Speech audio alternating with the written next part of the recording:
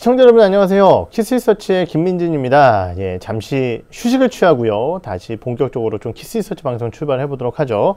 사전 공지드린 대로요. 오늘 말씀드릴 부분은 베트남 관련된 증시 흐름입니다. 저희가 뭐 주요 국가들 미국, 중국 증시 흐름들 다 말씀을 드리지만은 오늘은 또 증시가 상당히 잘 움직이고 있는 베트남 쪽 얘기를 나눠볼까 해요. 함께 해주실 저희 투자전략부 투자전략부 이소연 수석연구원과 함께 인사 나누면서 출발을 해보도록 하겠습니다. 안녕하세요. 안녕하세요. 네, 사실 제가 예전에 처음 입사했을 때 난리였어요. 베트남 펀드 뭐 이래서 그때가 이제 저희 회사 07년, 08년 막 이때 모든 직원들이 점심도 못 먹고 막 베트남 펀드를 하던 그때 시기였습니다. 인고의 시간이 지나고 나서 제가 상품이 없다 보니까 지수를 잘 안 보게 되는데 또 오늘 방송한다고 오랜만에 봤더니 단기적으로 급락했었다가 최근에 좀 굉장히 회복세가 좋았었어요. 최근에 베트남 증시가 어떠한 이슈 때문에 좀 이런 변동성이 생겼는지 그리고 어떠한 이슈로 좀 반등이 나왔는지 시장 흐름들 한번 좀 여쭤볼 수 있을까요? 우선 베트남이 이제 설 연휴 직전에 지역사회 3차 이제 우려감이 좀 나오면서 급락을 했었고요. 그 부분 때문에 이제 급락한 이후에 이제 구정 연휴 전날 시작 전날 이제 아예 주요 도시들은 이제 강력하게 봉쇄 조치를 취하겠다라고 말하면서 오히려 역설적으로 시장은 반등을 하면서 구정 연휴가 시작됐습니다. 구정 연휴 이제 기간 동안에 충분히 이제 투자 심리들이 좀 진정이 됐고 다행히 구정 연휴에 이제 확진자가 더 이상 발생하지 않으면서 베트남은 뭐 3월 신학기도 정상적으로 등교 계약을 다시 시작을 하고 있고요.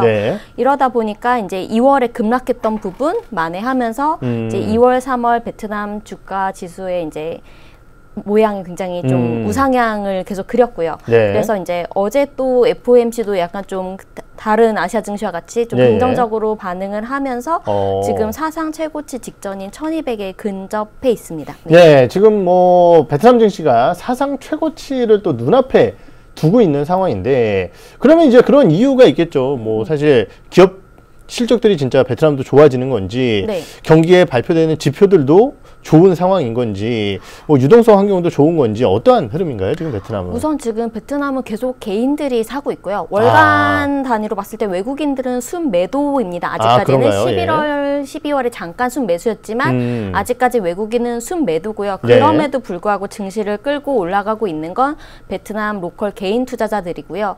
그래서 지금 베트남 같은 경우에는 일단은 뭐 살짝 언급해 주신 것처럼 경제 성장률이 워낙 작년에도 역성장 안 나오고 플러스로 마무리됐고 올해도 그렇다 보니까 뭐 다른 국가들도 기저 효과들 때문에 워낙 이익 성장이 잘 나오지만 베트남은 지금 VN 지수 자체로 봤을 때 순이익이 올해 한 15% 성장할 걸로 지금 컨센서스가 형성이 돼 있고요. EPS 개선 속도도 굉장히 좀 빠르게 나타나고 있기 때문에 그런 측면에서는 좀 사상 최고치 지수 레벨 자체는 사상 최고치 근접했지만 좀 밸류에이션 부담은 많이 낮아져 있는 상황입니다.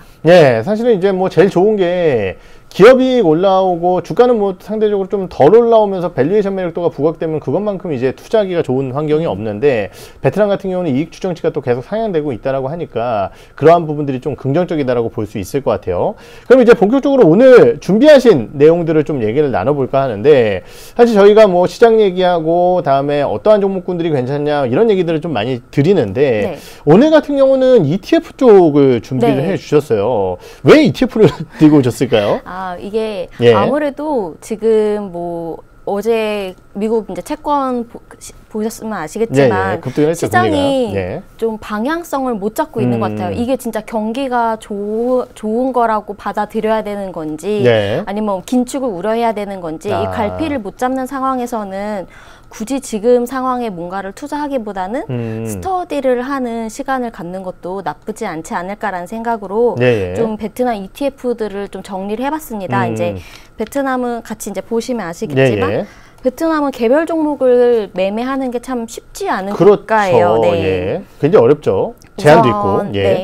우선 개별 종목에 대해서 정보가 좀 제한적이에요. 왜냐하면 영어 공시를 안 하는 상장사들이 많고 그럼 베트남 말을 알아야지 회사 내용을 볼 수 있나요?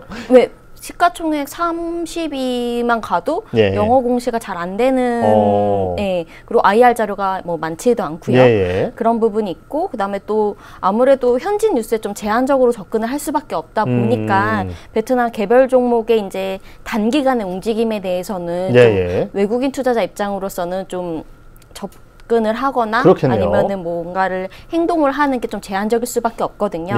그렇기 때문에 저는 이제 좀 편안하게 투자를 하신다면은 종목보다는 ETF가 더 좋습니다라고 이제 첫 번째로 얘기를 하는 거고 이거는 이제 뭐 베트남뿐만 아니라 다른 뭐 이머징 국가, 뭐 중국도 마찬가지로 적용되는 사례일 텐데 두 번째가 좀 영향이 큽니다. 이제 외국인 투자자 소유 한도라 그래서 이제 일명 FOL이라고 부르는데 이제 베트남은 법적으로 외국인 투자자가 몇 % 이상 보유를 못하게끔 이제 한도가 되어 있습니다. 근데 이제 이게 뭐 법적으로는 풀렸지만 지금 일부 대형주 같은 경우에는 이제 상장사들 개별적으로 경영상의 이유로 안 풀고 있거든요. 그래서 이런 부분이 소진된 종목들 대표적으로 FPT라든지 모바일월드라든지 푸니언주얼리 이런 종목들이 있는데 이런 종목들은 ETF로 매매가 가능해서 또 ETF로 하시는 게 더 좀 수월하지 않을까라고 생각을 하고 있습니다.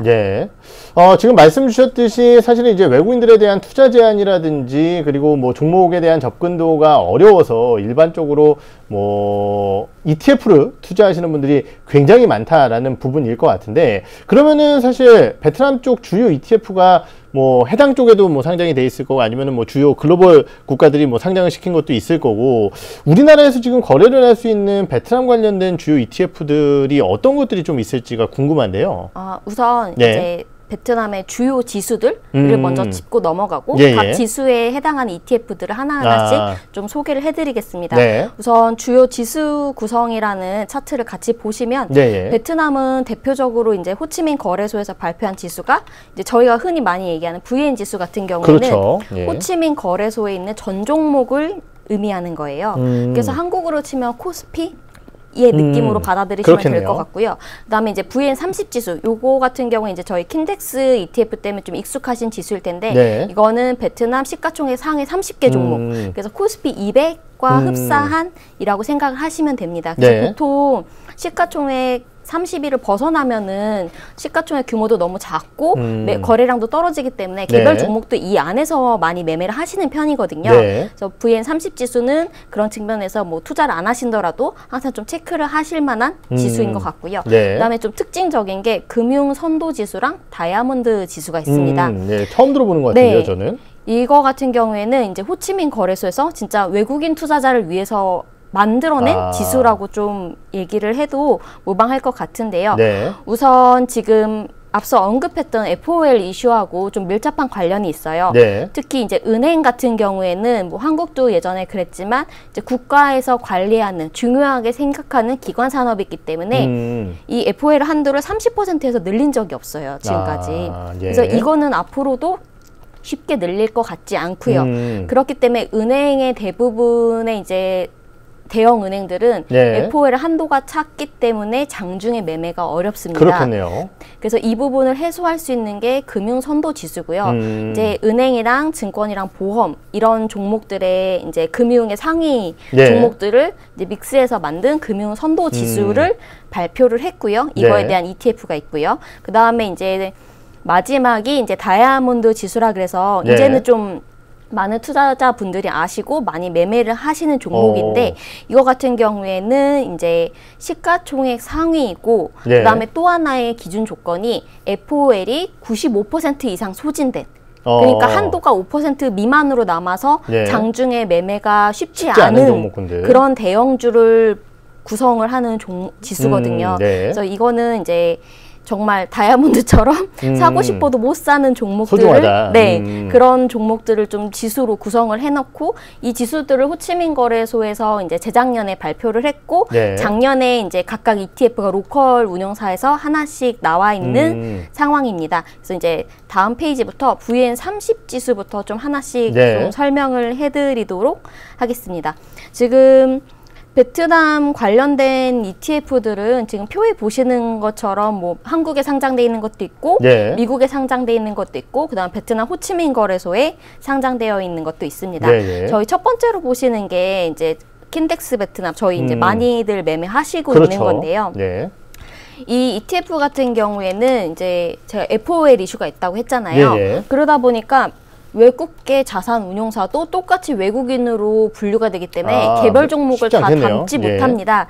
그래서 이 ETF 같은 경우에 VN 지수 파생 상품을 활용을 합니다. 그래서 파생 상품 매매 지수 파생을 통해서 지수 추종을 하는 네, 지수 추종을 하는 특징을 갖고 있고요. 한국에 상장돼 있기 때문에 원화로 그다음에 저희 한국 시간에 맞게끔 그렇겠네요. 매매를 할 수 있다는 점에서 되게 이제 많이들 매매하시는 종목이고요. 그다음에 이제 저희 킨덱스에서 이제 올해 발표한 신규 ETF인데 VN30 선물 레버리지입니다. 레버리지네요. 네, 이거는 레버리지. 이제 똑같은 파생 상품인데 레버리지를 두 배를 왔다 갔다 할 수 있는 호치민 거래소 상한 제한폭이 7%다 보니까 너무 7% 너무 재미가 없잖아. 그러니까 화끈한 투자들은 하시는 분들은 이 레버리지를 조금 더 좋아하실 것 같고요. 그다음에 이제 요거는 좀 덜 알려진 건데 신한 BNP에서도 이제 VN30 인덱스 ETF를 내놨습니다. 네. 이거 같은 경우에 보통 이제 베트남 ETF는 원화, 달러, 동화 이 흐름으로 움직이는데 네, 달러화보다 유로화 조달이 조금 더 비용이 덜 든다. 그래서 유로화 조달로 해서 프리미엄을 수취하겠다라는 컨셉으로 만들어진 ETF라고 좀 소개가 되어 있습니다. 네. 그리고 이제 네 번째는 이제 미국에 상장된 베네크 베턱스 ETF인데요. 네. 이거 같은 경우에는 이제 다들 이제 달러로 매매를 할 수 있고 미국에 상장돼 있고 그러다 보니까 그리고 이게 베트남 관련한 최초의 ETF거든요. 그래서 이제 다들 예전에 많이 하셨던 그렇군요. ETF 중에 하나입니다. 근데 얘는 유의사항이 있어요. 얘도 똑같이 외국 베네크 베턱스도 외국인 투자자로 분류되다 보니까 FOL 한도 때문에 종목을 다 못 담거든요. 베트남 종목을. 그리고 워낙 오래된 ETF에서 파생 상품이 생기기 전에 이 ETF가 먼저 출시되어 있다 보니 베트남 개별 종목으로 ETF를 다 채우는 게 아니고요. 베트남에서 사업을 영위해서 일정 이상 매출이 나오는 기업으로 한정을 해놨습니다. 그래서 ETF 포트폴리오를 열어보면은 한세 실업이 들어있을 때도 있고요. 대만계 회사들이 들어있고, 대만계 회사가 들어가 있을 때도 있고, 이렇게 한국 뭐 외국 기업이지만 베트남에서 이제 비즈니스 규모가 어느 정도 되는 이런 기업들이 있기 때문에 베트남 주가 지수와는 좀 별개로 움직일 수 있다는 점을 좀 유의하셔서 투자해야 되는 ETF입니다. 그리고 나머지 이제 6가지 정도는 이제 베트남 호치민 거래소에 이제 상장되어 있는 ETF고요. 이제 저희가 많이 알고 있는 게 VFM에서 하고 있는 ETF. 이건 베트남 로컬 운영사가 개별 종목을 매매를 해서 하는 ETF고 이거는 이제 뭐 랩으로도 많이 씌워가지고 매매를 많이 하시는 ETF 중에 하나고요. 그다음에 이제 그 밑에 있는 게 이제 미래에셋 자산운용 베트남 법인에서 이제 이번에 출시했다고 하는 ETF인데 이거 같은 경우에는 뭐 이제 소개로는 시가총액 상위 50개 종목을 활용해서 VN30 지수를 좀 추종하도록 이렇게 좀 하고 있다고 하는데 이제 ETF가 상장된 지 얼마 안 돼서 관련돼서 정보가 좀 많이 없어서 이 정도로만 소개를 드릴 수 있을 것 같고요. 그 밑에는 뭐 이제 싸이공증권 계열의 자산운용사가 운용하는 VN30, 그다음에 중형주에 투자할 수 있는 VN50 ETF, 그다음에 이제 마지막 두 개가 아까 소개해드렸던 금융 선도와 다이아몬드 지수를 추종하는 ETF 이렇게가 있습니다. 사실 우리 이소연 수석께서 굉장히 착하세요. 저 같은 경우 저라고 한다면은 그냥 이제 저희 회사 거 킨덱스에 거의 뭐 시간을 다 할애하고 나머지 회사들 거는 그냥 슥슥 넘어갔을 텐데 굉장히 또 친절하게 우리 시청자분들을 위해서 상세하게 ETF에 대한 안내를 많이 해주셨는데 사실 좀 이 중에서 거래가 좀 많다거나 아니면은 좀 성과가 좋다거나 이런 것들을 본다라고 하면 어떤 좀 ETF들이 그러한 모습들을 보였을까도 궁금한데요. 네, 방금 착하다고 말씀하셨는데 거래 대금이랑 규모가 제일 큰 거는 한국에서는 역시 킨덱스 ETF고요. 그러기 위해서 제가 질문을 드렸습니다. 그러고 이제 베트남 로컬에서는 가장 이제 규모가 크고 거래량이 많은 게 VFM의 VN30 ETF입니다. 호치민 거래소 중에 지금 5번째 있는 네. 상품인가요? 네네. 예. 그게 이제 거래량이 제일 많고 규모가 크고 베트남 영내 ETF 중에 가장 오래된 걸로 알고 있고요. 근데 이제 다이아몬드 지수가 워낙 핫하게 치고 올라오다 보니까 그런가요? 네, 예. 요새는 이제 다이아몬드 지수 쪽이 조금 더 많아지고 있는 상황입니다. 네. 이렇게 베트남 같은 경우는 어떻게 보면 이제 시장도 상당히 크지가 않고 그러다 보니까 이제 접근 자체가 좀 용이치 않았었는데 이러한 ETF를 통해서 또 지수를 추종할 수 있다는 부분은 또 상당히 매력적인 부분이 아닐까라는 판단이 듭니다.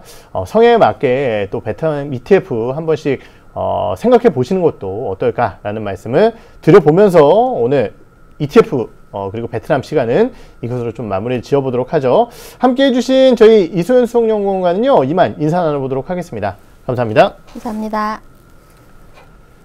예, 이렇게 오늘 키스 리서치 시간에는요 베트남 지수에 대한 얘기를 좀 나눠봤어요. 개별적인 종목군들이 아니라 오늘 이제 ETF를 통한 투자 전략 말씀을 드렸는데요. 많은 참고되셨으면 좋겠습니다.